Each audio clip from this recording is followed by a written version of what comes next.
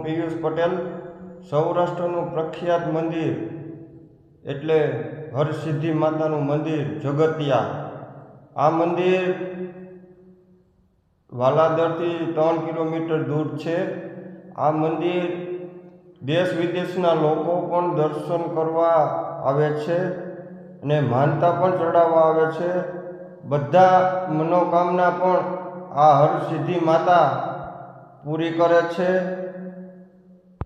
પિયુષ પટેલ સૌરાષ્ટ્રનું પ્રખ્યાત મંદિર એટલે હરસિદ્ધિ માતાનું મંદિર જગતિયા. આ મંદિર વાલાદર જય આપો ને બાપુ.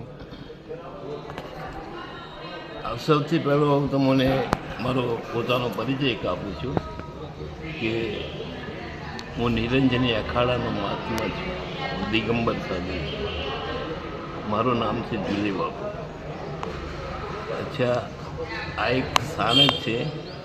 આ સ્થાનક તો આદિકાળથી છે. આદિકાળથી કહેવાનો મતલબ કરીબન 900 વર્ષ પુરાનો આશ્રમ છે અને આ આશ્રમમાં અમારે અખંડ જ્યોત ચાલે છે.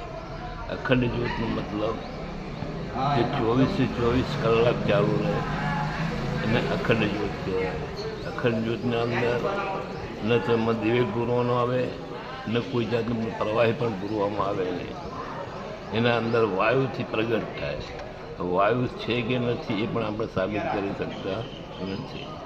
કેમ નથી સાબિત કરી શકતા?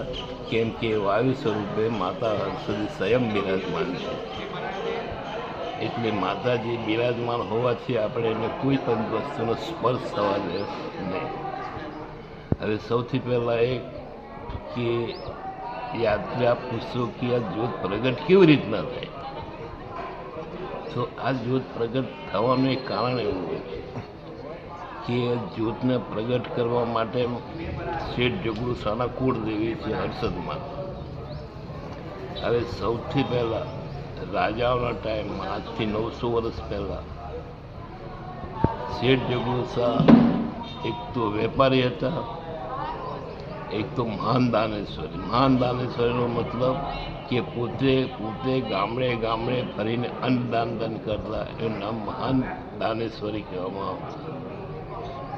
તો એમ એક વખત જ્યારે એ લોકો વેપાર અર્થે આવેલા તો સમુદ્રના અંદર મોજા આવવાથી એમનું સ્ટીમર ડૂબવા લાગ્યું.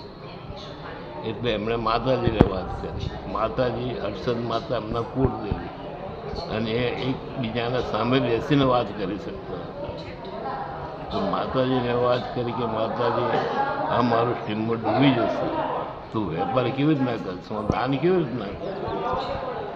એટલે સમુદ્ર અંદર મોજા તો ચાલુ જ હતા પણ સ્ટીમર ડૂબતું બંધ થઈ ગયું. સ્ટીમરમાંથી પાણી ખાલી કરવામાં આવ્યું તો માતાજીએ એમને પ્રમાણ આપ્યું ચુંદડી. બાપુ આ 24 કલાક જ્યોતિષ ચાલુ હોય? 24 કલાક ચાલુ હોય. આનો ઇતિહાસ માં તો શું એ જણાવો. હું આ ઇતિહાસ વિશે જ માહિતી આપી રહ્યો છું, સમજો.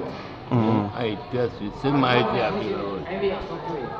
એટલે પાણી ખાધું તો માતાજીએ પ્રમાણમાં એક ચુંદડી આપી. ચુંદડી આપવાનો મતલબ કે હું તારા સાથે જ છું, તને કોઈ તકલીફ પડે નહીં. ત્યાર પછી ઘણા ટાઈમ પછી એમને કેવી ઈચ્છા થઈ કે એક અન્નક્ષેત્ર અહીંયા ચલાવીએ આપણે. તો વેપારીઓ છે, બંદર જોવાવાળા માણસો છે, ગરીબ માણસો છે, એ અહીંયા ફ્રીમાં ભોજન કરી શકે અને એમનો કોઈનો ટાઈમ વેસ્ટ ના થાય. એટલે જગ્યા માટે એમણે રાજા સિદ્ધાર્થ જયચંદ સોલંકીના પાસે ગયા. રાજા પાસે જગ્યાની માંગણી કરી. રાજાએ જગ્યા ન આપી એટલે શેઠે પછી માતાજીને વાત કરી. માતાજીની ચર્ચા કરી કે માતાજી આ પ્રમાણે મારો એક દેશ છે, અહીંયા એક મારે અન્નક્ષેત્ર ચાલુ કરવું છે, રાજા જગ્યા નથી આપતા, તો હવે તમે કંઈક રસ્તો બતાવો. એટલે માતાજી ના કહેવા મુજબ હરિરાજા પાસે ગયા રાજાએ ખાલી એમને જોઈને જગ્યા આપી દીધી.